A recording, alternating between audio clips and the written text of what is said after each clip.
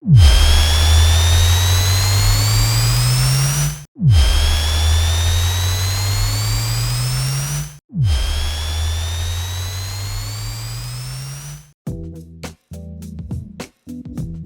factory reset refers to a full system reset that's often used among the last resorts when dealing with major system issues in mobile devices.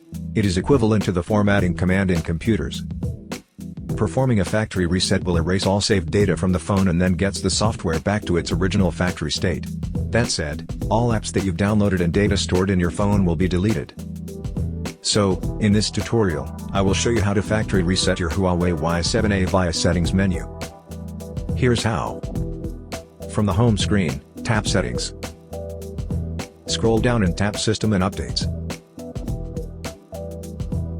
Tap Reset. From those three options, tap Reset.